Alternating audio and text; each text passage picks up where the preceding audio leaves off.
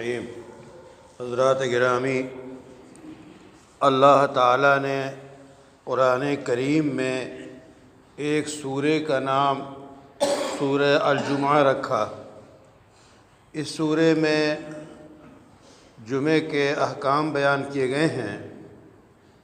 جمعہ کو اسلام میں بڑی اہمیت حاصل ہے، اور خاص طور پہ جمعے کے دن جمعے کی نماز ایسی نماز ہے جو پورے علاقے کو ایک جگہ جمع کر لیتی ہے۔ اسی لیے جامع مسجد اسی مسجد کو کہتے ہیں جو پورے علاقے کے لوگوں کو ایک جگہ جمع کر کے اس میں جمعے کی نماز ہوتی ہے۔ چھوٹے چھوٹے محلوں کی مسجدوں میں جو ہے عام نمازیں ہوتی ہیں، اور جامع مسجد میں جمعے کی نماز ہوتی ہے۔ جمعے کے سلسلے میں اللہ نے پہلا حکم یہ فرمایا کہ جب اذان ہو جائے تو فوری طور پہ جمعے کی تیاری میں لگ جاؤ اور اللہ کے ذکر یعنی نماز اور خطبے کے لیے حاضری دو۔ اذان کے بعد جمعے کے لیے کوشش کرنا، جمعے کے لیے تیاری کرنا، یہی ضروری ہو جاتا ہے۔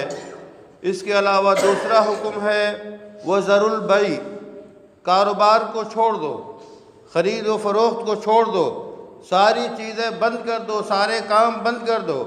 بس ایک ہی کام اس وقت ہے، جامع مسجد میں آنا، جمعے کی نماز پڑھنا، خطبہ سننا، یہی کام اس وقت رہ جاتا ہے۔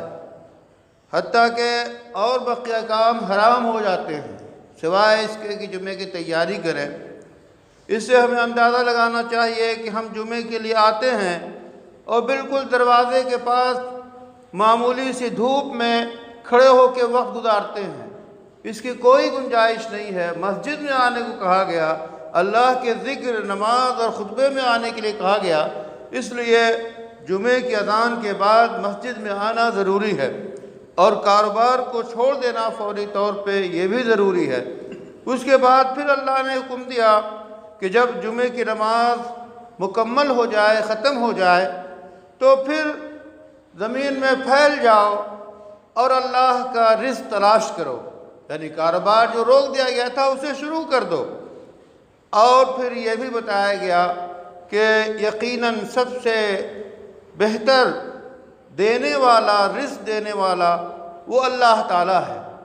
تو یہ چند بنیادی باتیں ہیں کہ جمعے کی اذان ہی کے ساتھ جمعے کی آنے کی کوشش کرنا، کاروبار اور ہر کام کو بند کر دینا، جمعے کی نماز پڑھنا، پھر اس کے بعد پھر اللہ کا رزق تلاش کرنا اور کاروبار میں لگ جانا، یہ چند باتیں بتائی گئی ہیں۔